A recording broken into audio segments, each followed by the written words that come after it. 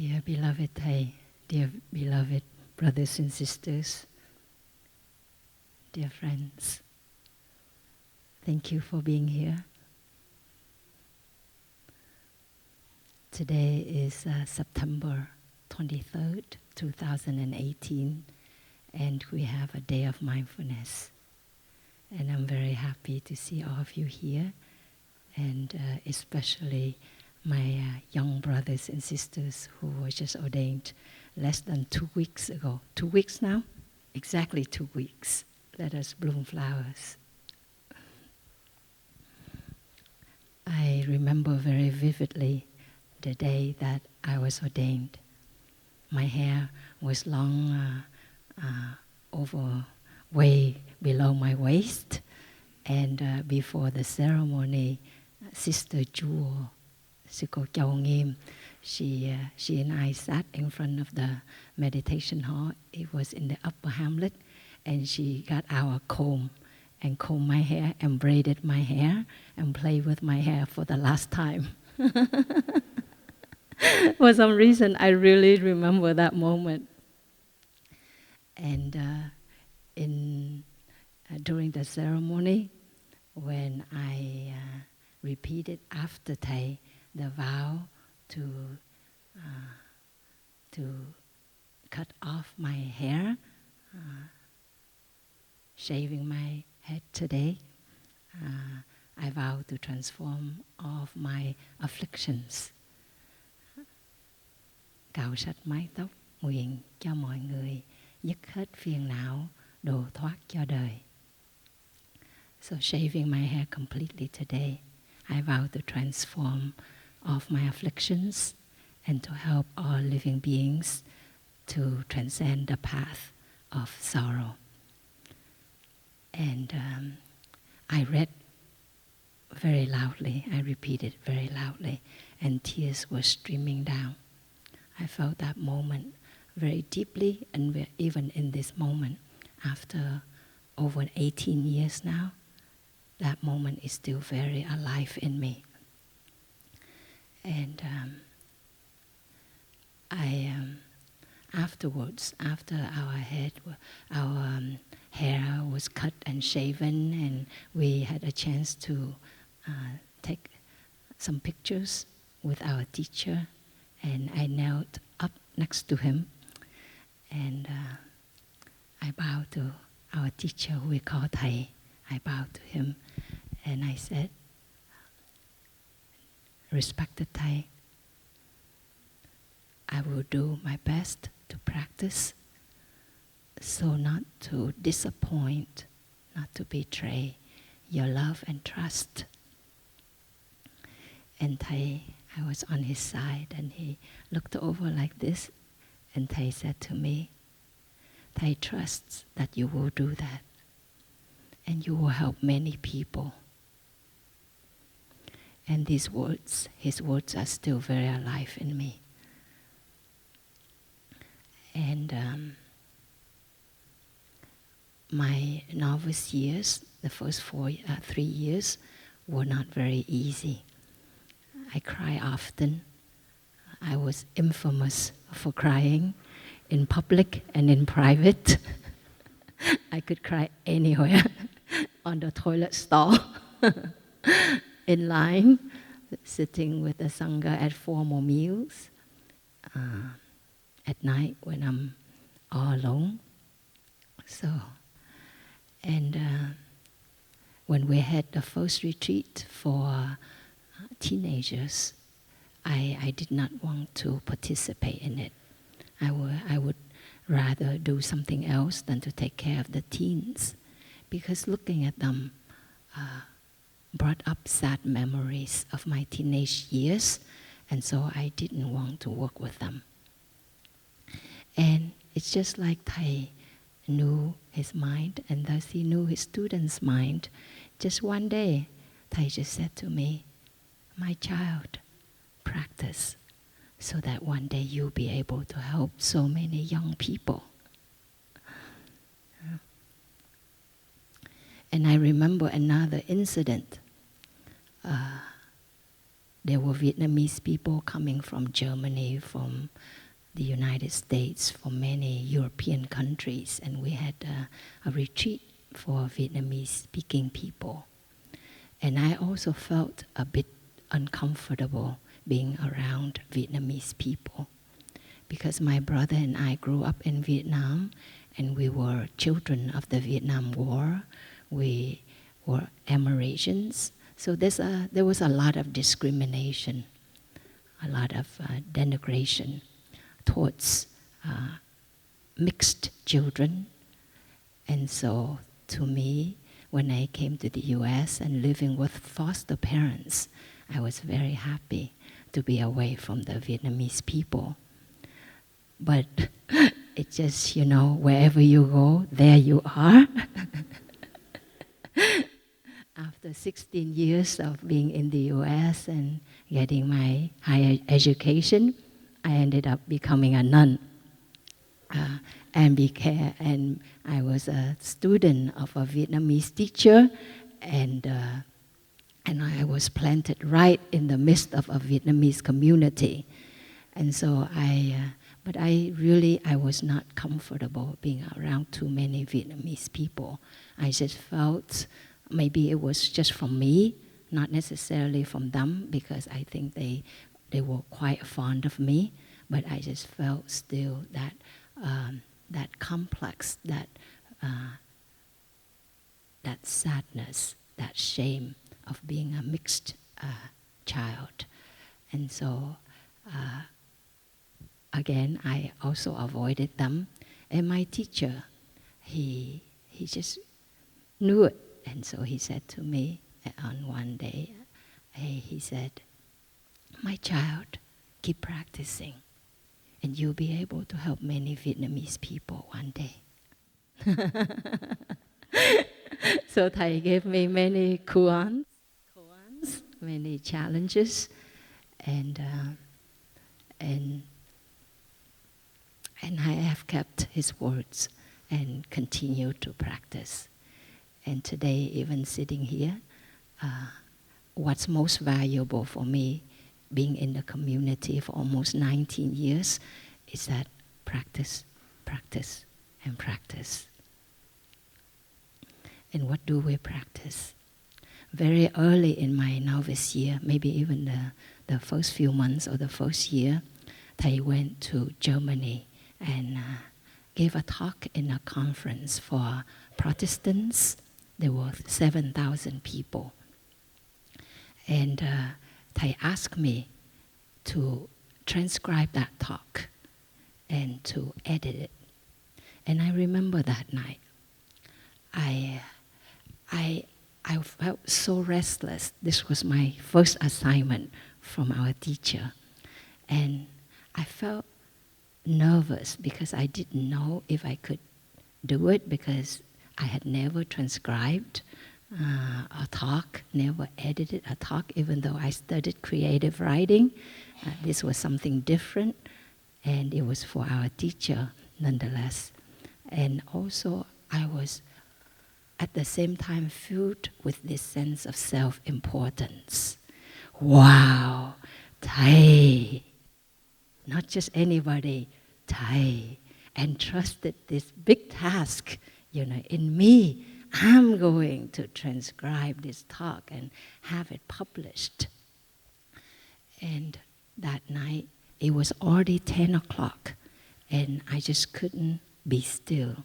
And I went on walking meditation in this circle, around this circle garden in New Hamlet. And I just took very, very slow steps, one step at a time. And I remembered all the years I struggled so hard in Vietnam and also in the US to justify to myself and to others that I am good enough, that I am worthy of a place in this world. I studied so hard. Learning English at the age of 16 and a half, I actually went to college. I actually finished medical school. I went to residency. Trust me, that was not easy. But I was filled with this ambition and this strong determination to prove that I was worthy.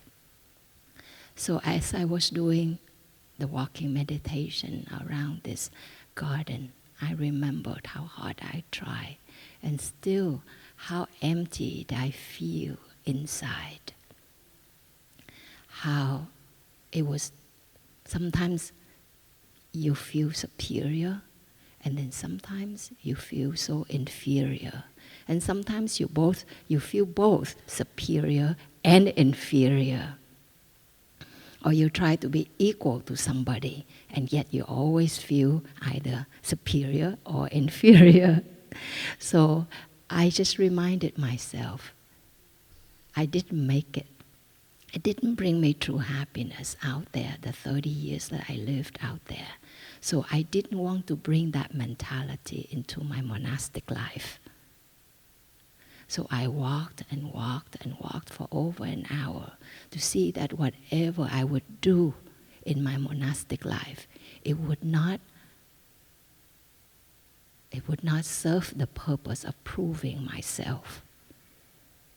But it would be a practice so that I can learn to love myself and accept myself as I am. And that was a very important experience for me. There have been many experiences in the monastic life that have really turned something in me, changed something in me. But that was a great breakthrough early in my novicehood. And over the years, with the blessing of our teachers' teachings, and with the blessing of the practice and the support of the Sangha, I have learned about the 3 powers that today I would like to share with my young brothers and sisters, and also to share with our friends. About true power, not the power of money, not the power of sex, not the power of fame, not the power of beauty, of food, of sleep, the 5 sensual desires that give us power, that we become overpowered, that we become controlled by it, become enslaved by it. But these 3 powers we practice daily, diligently, and we cultivate, and they have the capacity to bring peace to us and to help us transform bit by bit the suffering that we've carried inside of us. Each one of us, we suffer to varying degrees, but we all suffer. From the body that we have, we suffer. From the mind that we have, we suffer. With all the feelings and thoughts and perceptions that we have, we suffer. And they have been transmitted to us also from our parents, from our ancestors, from our society. And so all of this mix of suffering, everything is there in us.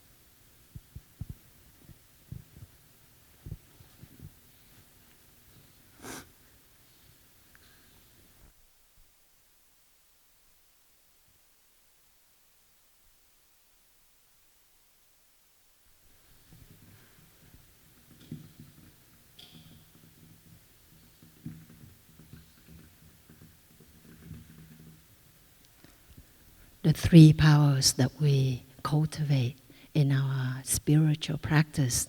The first power is the power of understanding.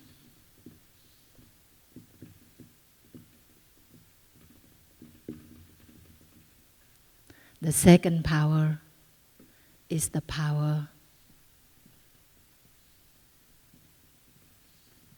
of love.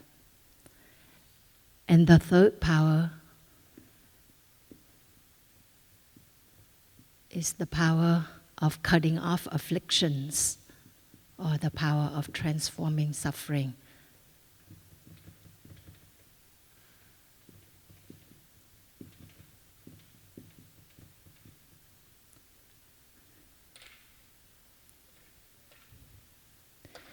In Vietnamese, it's called Tam Đức, means the three virtues. But our teacher translated it as the three powers. And that in itself carries great wisdom, because the virtues that we practice in our daily life, they become power. In our society, we are trained to be doers. You do this, you do that, you show this, you show that, in order to exert yourself, to prove yourself to be somebody. But they don't talk about the state of non-doing. We say somebody is smart, somebody is talented, can play instruments well, can write well, can be a great speaker, but we don't talk about virtues such as stability, freshness, solidity, gentleness. These are virtues in us, and they will induce the kind of thoughts that we produce in our daily life. They will result in the speech, in the words that we choose when we talk to others. These virtues will affect our behaviors, our bodily actions. So, with the power of understanding, how do we practice to obtain this? It's through our practice of meditation, through our practice of mindfulness. We learn that meditation is like a bird with two wings. One wing is stopping, and the other wing is deep looking. Meditation is like a bird with two wings. Stopping and deep looking have to go in tandem in order for it to be effective, to be true meditation. Stopping means stopping our mind from running back to the past, being caught in the past, in the complexes that we have of inferiority, superiority, and equality. Getting caught in what happened in our lives as a child, as a teenager, as a young adult. Getting caught in what had happened and what could have happened. We also learn to stop from getting caught in the future, the anticipation, the anxiety, the apprehension that we may have about the future. We learn to stop from getting caught in the present, the projects, the ambitions that we may have. We are caught in them and we sacrifice this moment that we truly have, that we are truly alive. And so this capacity of stopping is very important. So we learn there's a very deep teaching called interbeing.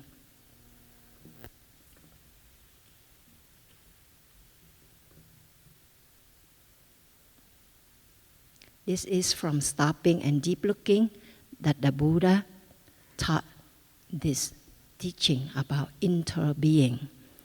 And I have a bean that is my most treasured Dharma instrument.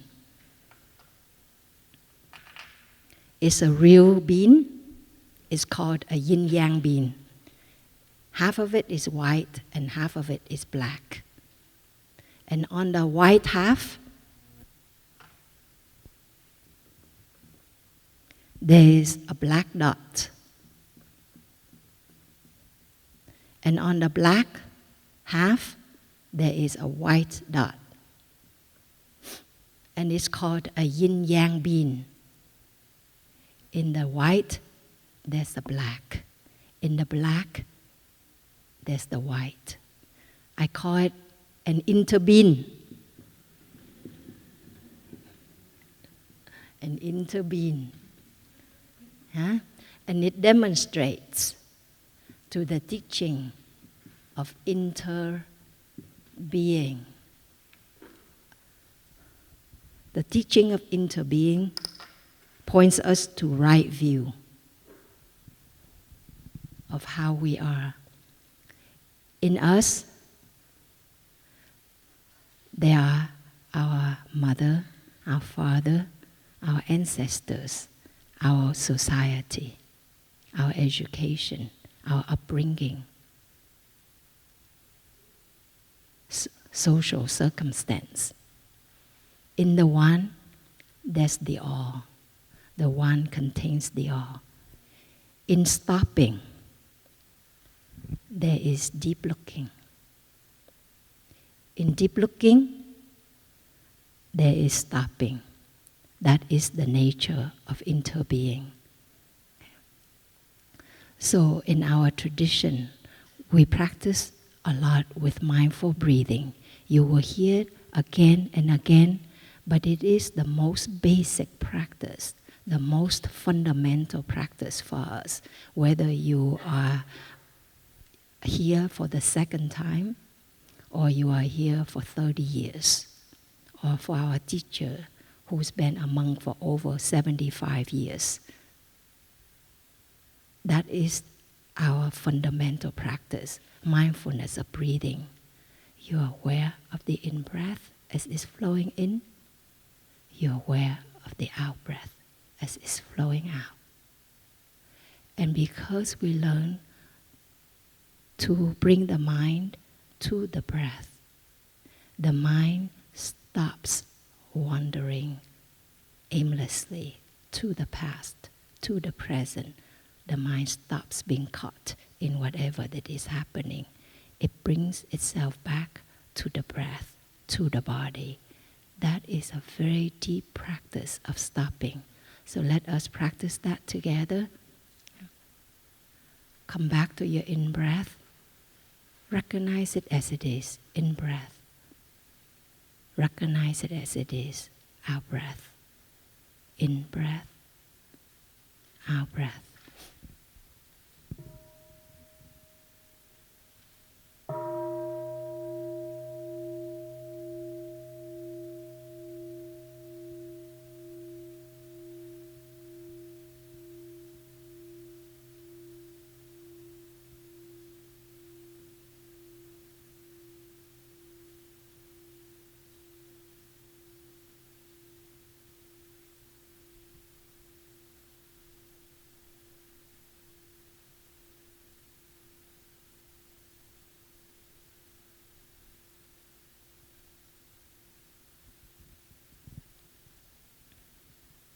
Being able to stop is a great power in itself.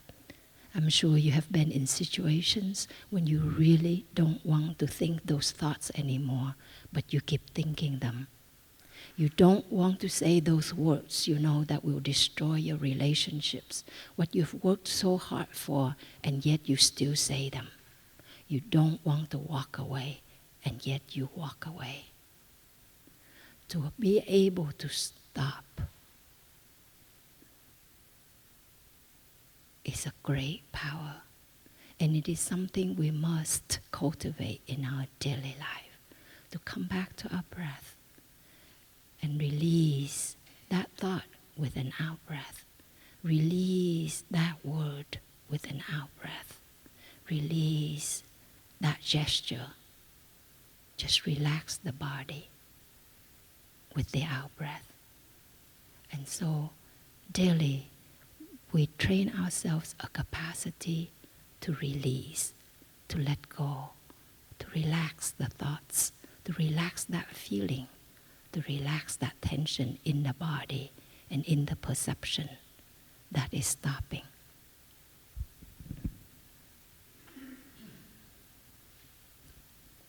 So, aware of the in-breath, aware of the out-breath.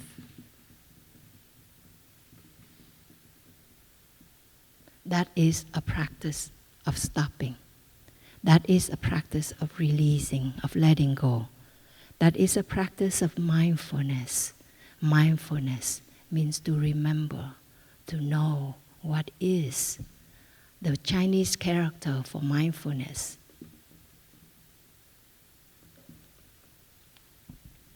The uppercase is Nghiem, means now. The lowercase is Plum, which means heart or mind.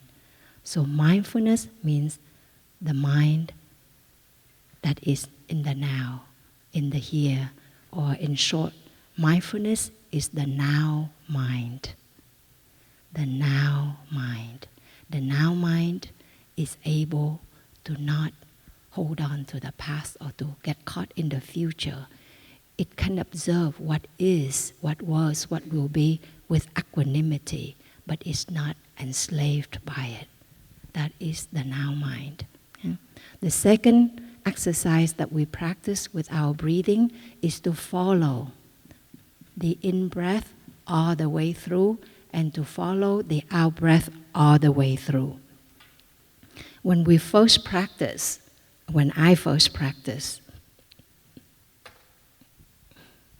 a whole day passed by and I wasn't aware of even just one breath.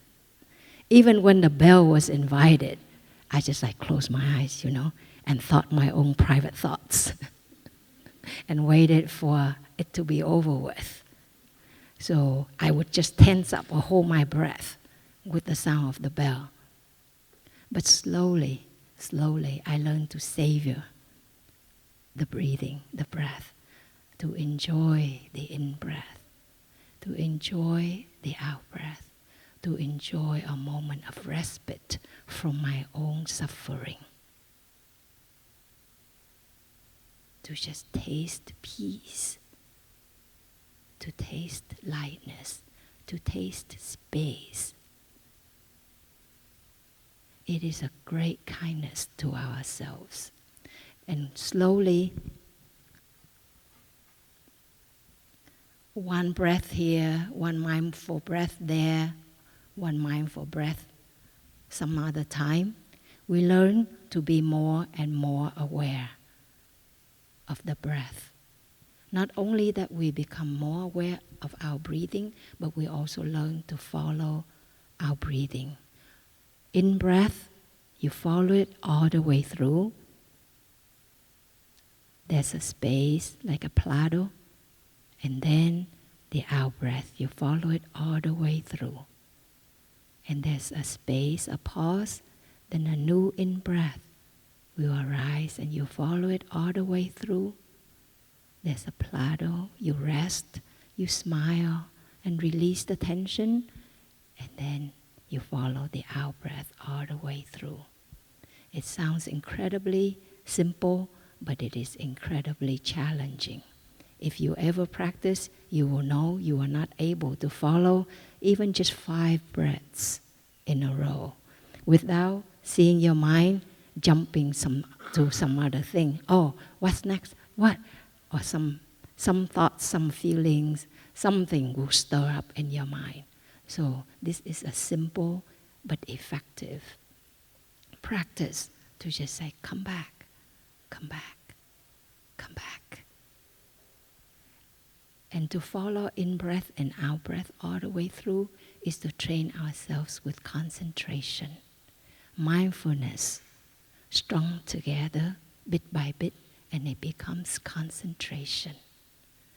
And bit by bit, that concentration helps us to have insights into ourselves, into our suffering and happiness. into the suffering and happiness of others. That is the power of understanding that is cultivated and it manifests in our daily life with our practice of mindful breathing, mindful walking, mindful eating. With everything that we do, when we raise our hands, we learn to be aware. When we turn, we learn to be aware. When we sit down or stand up, we learn to be aware of our bodily movements. So in that moment, the mind is with the body, and there's not this schism, this split. Mind is elsewhere, while the body is left here all by itself to do things automatically, to not live our life.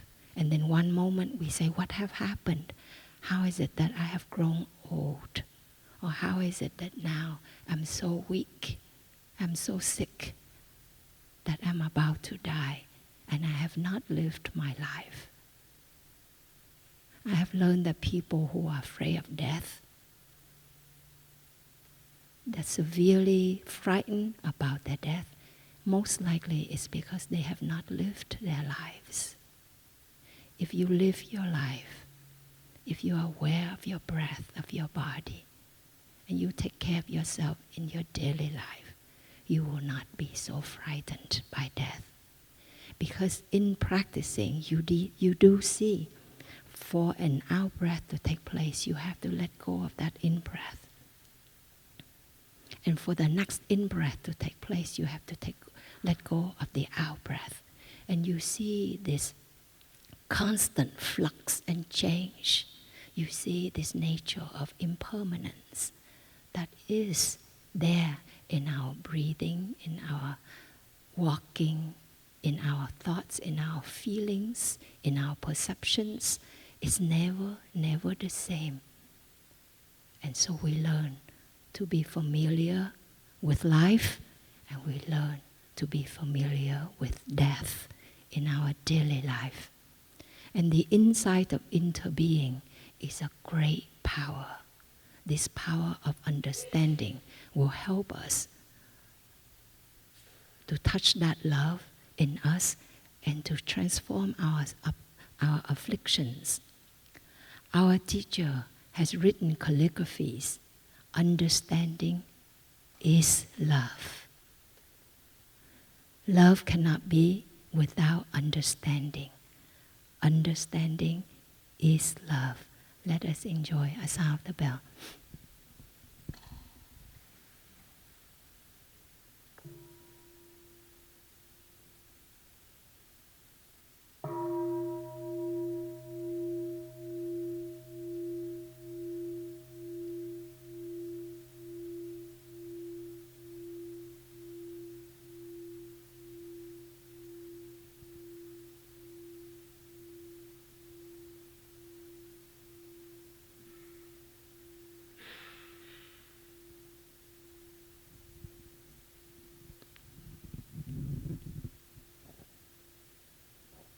Love, first of all, is to learn to be aware of ourselves, of our body, in the 16 exercises of mindful breathing, which is the very crucial, essential discourse in our practice. So I surely hope the novices will memorize these 16 exercises by heart, and that you practice them in your daily life. So the first exercise is to be aware of the in-breath, to be aware of the out-breath. The second exercise is to follow the in-breath all the way through, to follow the out-breath all the way through. The third exercise is to be aware that we have a body. Okay? Breathing in, I'm aware that I have a body. Breathing out, I am aware that I have a body. Many of us, we can go through our daily life without being very aware of our body. I remember when I was doing my residency at the hospital, and one night I was on call and to go to see a patient. He was there for some reasons, but he also had a history of a mental illness. And the nurse suspected that he had some kind of bowel obstruction because his abdomen kept extending, and it was very extended. And so we did an abdominal X-ray, and we saw just a lot of air and actually a lot of fecal matter, a lot of it. So what I learned to do was to evacuate his bowel, manually. It's a euphemism for, it's just a nice way of saying, you put in your index finger through the anus, you just turn it and you stimulate it and you evacuate the feces out. Many people with severe mental illness, actually, they become numb to their bodies. They're not aware of their bodies. They don't have the awareness of the need to empty their bowels, to empty their bladders, and therefore it just shut down, kept inside. That is an extreme example, but I think many of us also suffer this. When we sit at a computer for hours, we're not aware of our bodily needs, right? And maybe after 2 or 3 hours that the message gets through and you're like, I need to go to the restroom. The next message you send to your mind is, wait, let me finish this, right? So you would suppress that need. And you work a little more and the message gets through half an hour later or 5 minutes later, and you suppress that message again and again. You try to block it, to suppress it, until you cannot hold off anymore. That's what we do. But in a spiritual practice, we learn to be aware of our body. Breathing in, I'm aware of my body. I'm grateful for my body. Thank you for carrying the pain of my life. Are you aware of which parts of your body carry your sadness, carry your anger, carry your stress, your insecurity, your confusion, your despair? Some of us carry our stress in our head. We have these restless thoughts that we cannot stop, that we suffer from insomnia, from headaches. Some of us carry it in our throat. We feel choked, suffocated. We can't breathe. Some of us carry it in our chest. We feel it's heavy, it's painful. We feel this tightening in our chest, this palpitation. Or some of us may carry it in our abdominal organs, to have painful menstruation, to have diarrhea, irregular bowels, diarrhea, constipation. So, or in our skin, we may have a flare when stress is there. We have some kind of skin disorder and a flare will take place. So in that way, we have to learn to see, to check in with our bodies more often, and to recognize if this moment the body is at ease, is relaxed, or in this moment the body is tensing up, if the body is in pain. And to recognize, why is it tensing up? Why is it in pain? Which feeling is it carrying? Is it manifesting? And breathe with it. Breathing in, I'm aware that there's pain in my chest. Breathing out, thank you for carrying the burden of my pain. I'm here for you. Help me to take good care of you. Help me to be there for you the way you have been there for me. Let us practice with that and identify the places in your body that carry your pain.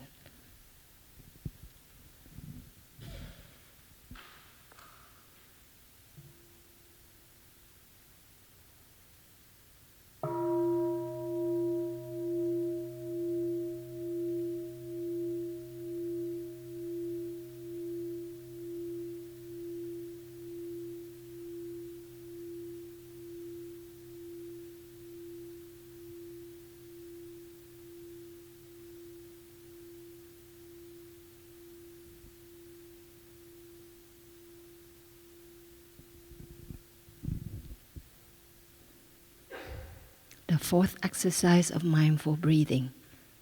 Breathing in, I relax the tension. I release the tension in my body. Breathing out, I relax, release the tension in my body with my smile, with my mindful breathing, with my love, with my affection. I learn to hold and to relax it. There's a word that is very, very profound. When I learned about this word, I felt something changed in my life. We all have heard of the word soulmate, right? And invariably, every time I ask children or young people or the adults, what do you think? What is a soulmate? They always say a soulmate is somebody who understands them, who accepts them unconditionally, who loves them. But in Vietnamese, the word soulmate is tri kỷ. And all Vietnamese people also believe that a soulmate is someone outside of us. But when I learned some Chinese characters, I learned that tri means to remember, to know, to master. And kỷ means oneself. So a soulmate is one who remembers, who knows, who masters herself. Is one who remembers, who knows, who masters himself. This is a soulmate. And so in our practice, when we learn to come back to our in-breath and out-breath, we learn to be a soulmate to our breathing. And to realize when we are angry, our breathing pattern is different. When we are sad or in despair, our breathing pattern is different. When we are sick and when we are dying, we breathe differently. We breathe differently in different situations. Our breathing reflects our mind. We may not know very well our mind, but if we learn to be friend with our body, we will know our mind. This is to be a soulmate of our breathing. We learn to be a soulmate of our body, to know where it carries the pain and sadness and the trauma, and to embrace it and to relax it, to care for it. We learn to be a soulmate gradually of our feelings and thoughts, which are the next exercises of mindful breathing, to embrace the feelings and to care for the perceptions. And this is the power of true love. With understanding, love arises. In understanding, there is love. And we learn to be our own soulmate. The third power is the power of cutting off afflictions. I remember one time I was doing sitting meditation in New Hamlet in Plum Village. That's where our teacher established a center after he was in exile. He became exiled from Vietnam. And he lived in France, and he established this center in southern France, near Bordeaux. And our hamlet, the meditation hall, had been sort of like a warehouse. I don't know if they store grains or they kept cows. But these walls were made of stones, blocks of stones stacked on each other. And one evening, as we were doing sitting meditation, I was staring at this wall, and just a question arose. How has this wall arisen in me? How is it that I'm so walled off by them? So cut off by myself, from myself, and from others.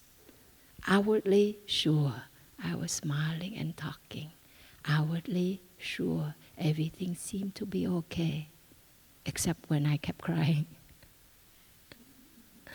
But really, inwardly, I didn't even know who I was. I didn't know how to care for myself. And this wall, I kept staring at it, following my breathing, relaxing my body, and looking at this wall. And after a while, an insight arose.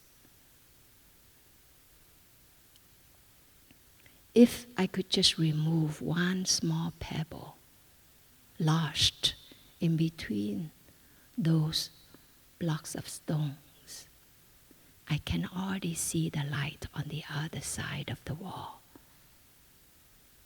Just a small pebble. And so I continue to follow my breathing, continue to relax my body, and another thought arose.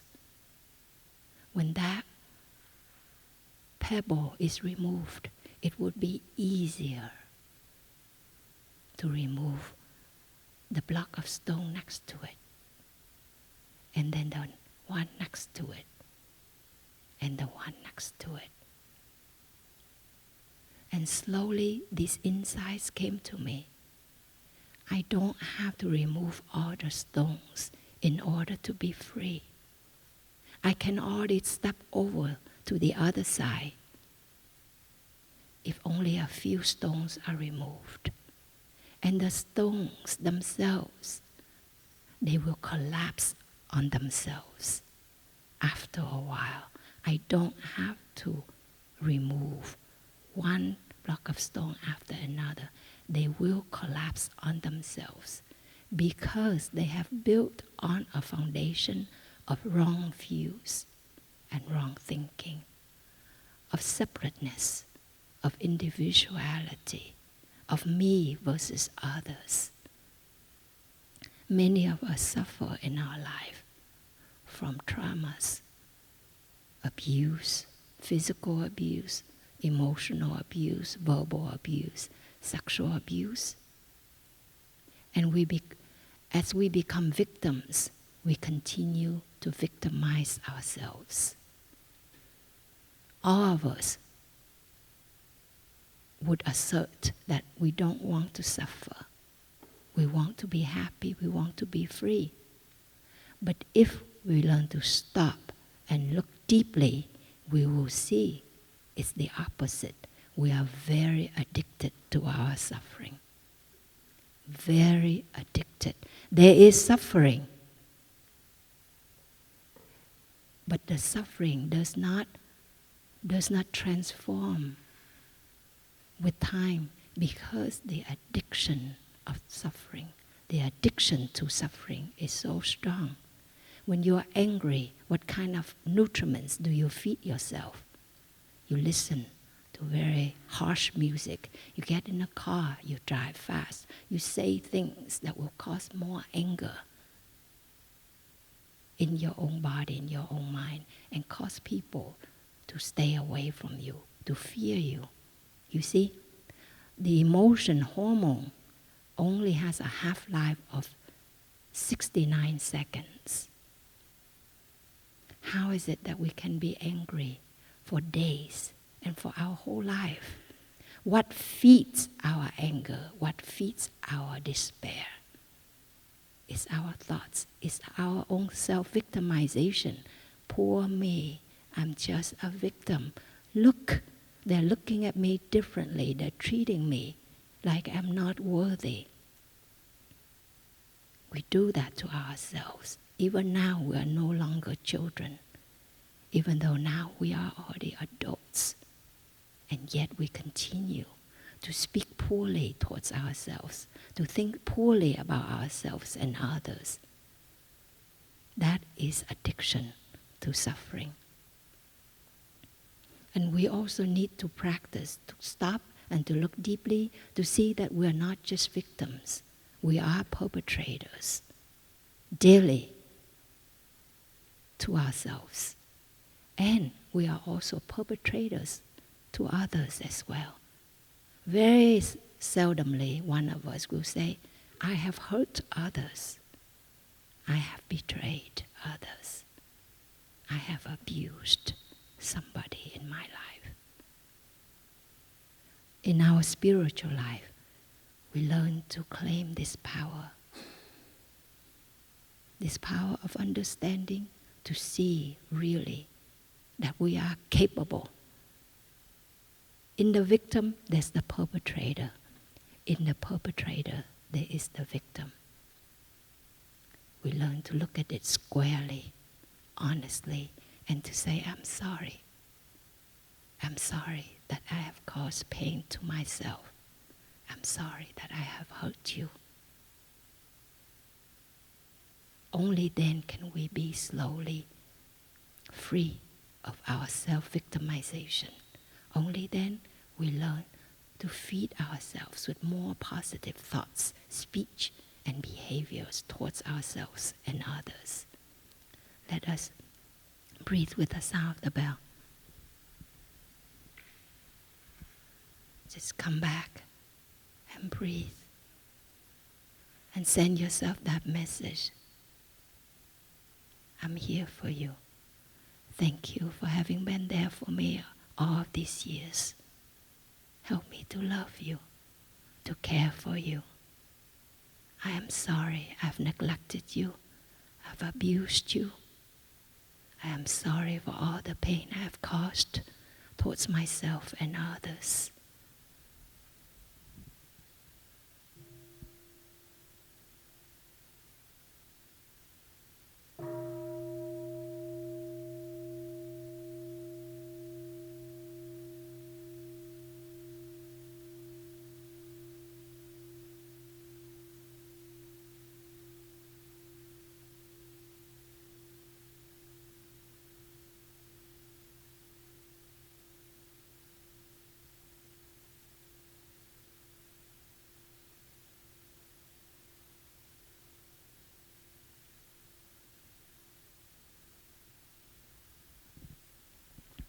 The power we cultivate in our spiritual life is different from the power outside. Out there, you learn to be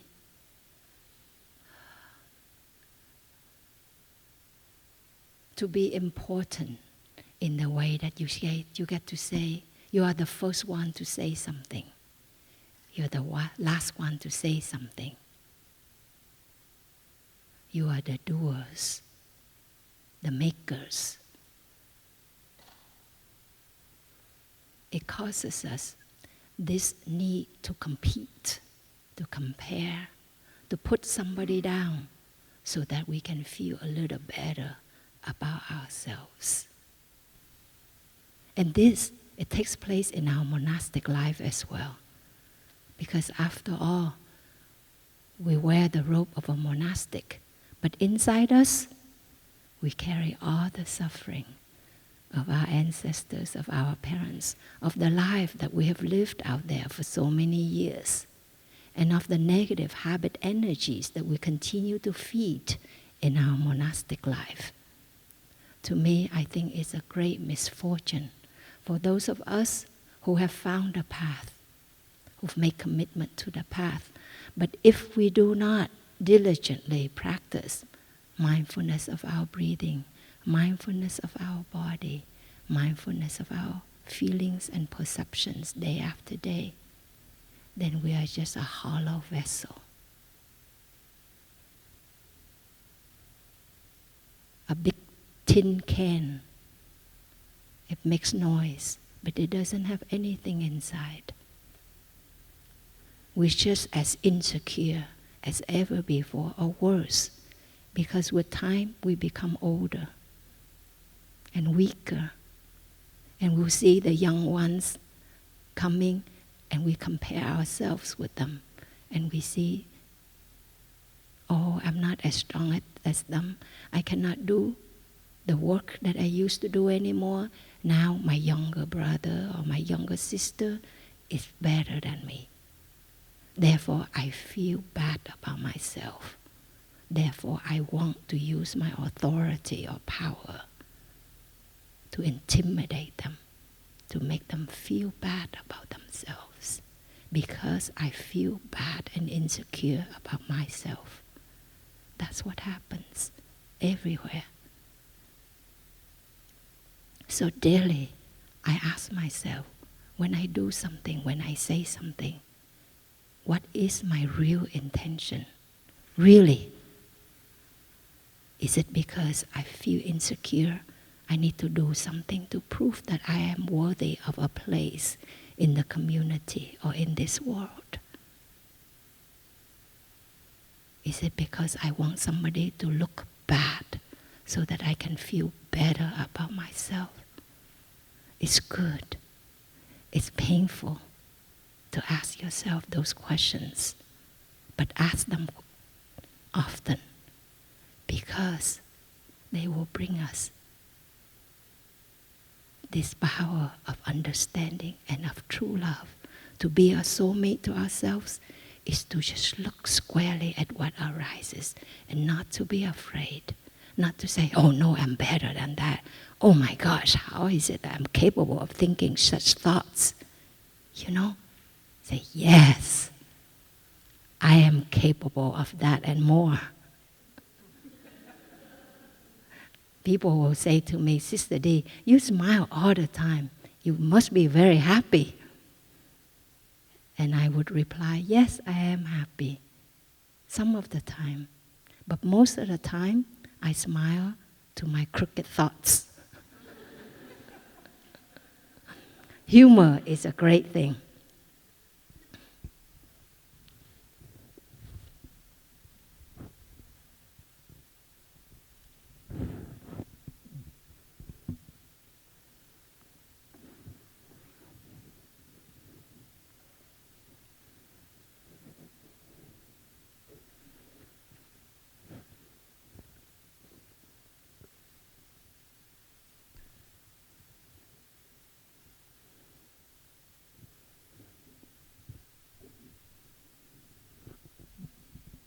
If you cannot be honest with anybody else, please make sure to be honest with yourself.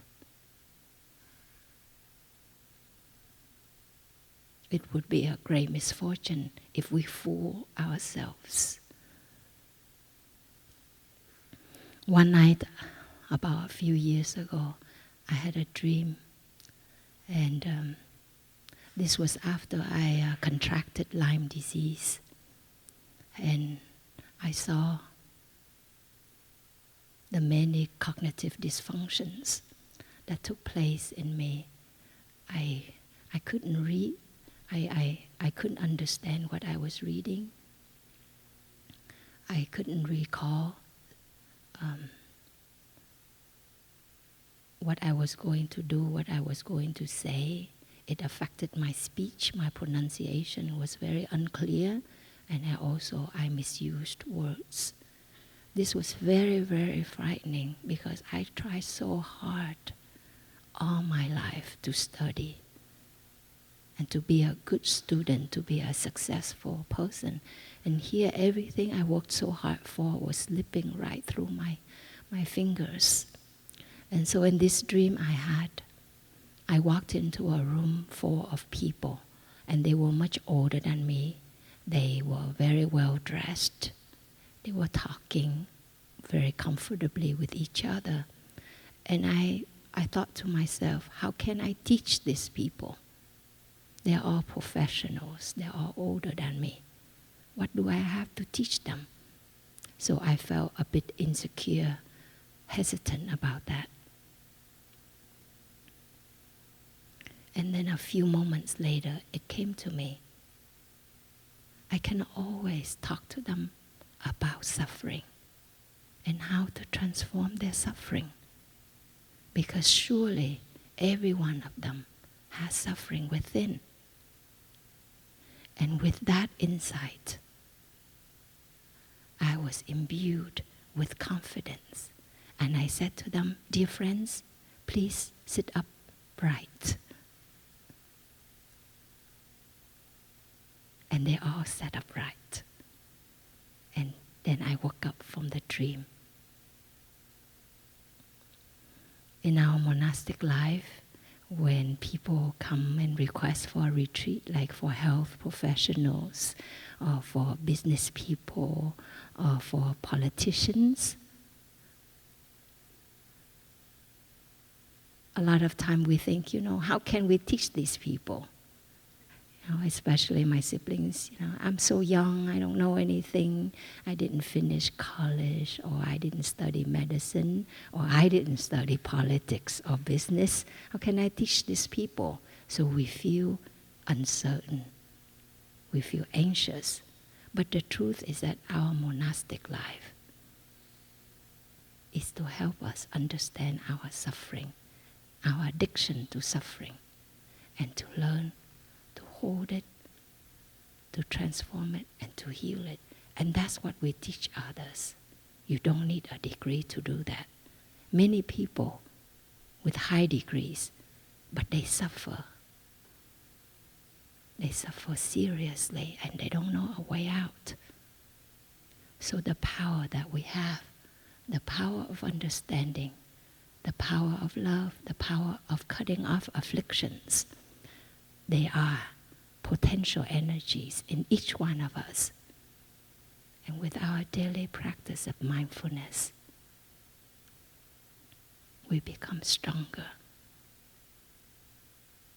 And we are not so afraid of what people think about us. We care about others. We want to make a positive difference. But if they think poorly of us, if they treat us poorly, don't self-victimize yourself. Just know that they suffer, that they are insecure, and therefore they mistreat you. That is deep compassion for yourself, not to bring upon yourself the suffering of others. If they say you're unworthy, you're bad. Just breathe and smile and be your own soulmate. To me, to be able with who I am, to be able to be there with what was, what is, and what will be, that is the greatest power. That is the greatest happiness. And I don't have to prove. I don't have to show. It's just simply being there. Recently, I went through this suitcase that I've been keeping since I ordained. A suitcase a suitcase and 2 bags full of letters, love letters, many of them letters from young people in prison. Literally, I had hundreds of letters that I've kept over the years, and articles and photographs. And because we cannot keep everything in our in our room because we have only one bed box in the monastic quarter. Each one of us has just a bed box.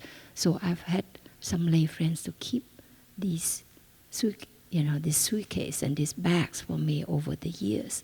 But this time I look over them. And I decided to throw away most of it. It was the most painful thing I did. To tear these letters, tear them up, or to just throw them away whole. I couldn't do it for the last 19 years, but I did it less than a month ago. It was most painful, but most liberating. And what I learned again and again was that live your life. Live your life beautifully, meaningfully. Your mementos, what means so much to you, your brother, he doesn't even want to look at. Your niece, she doesn't want to look at. It doesn't mean a thing to your brothers or sisters. But it means everything to you. But you have to let them go. And yet nothing is lost because it's all there in your life, in your way of being, not the physical things that you keep outside to prove that you have existed, that you've been important to somebody, that you've been loved by this person or that person. It's not. It's in every way of your being, in your thought, speech, and in your body, in every cell. That's what's important. And the rest, it becomes recycling matters, materials. Okay? They become recycling materials or just garbage. So my dear ones, thank you so much for being here today. And I hope that you will continue to take refuge in the community, to continue to take refuge in these very basic practices so that you truly touch these great powers in you and to make a difference in your life and in the lives of others. Thank you. Let us sit up beautifully and enjoy 3 sounds of the bell.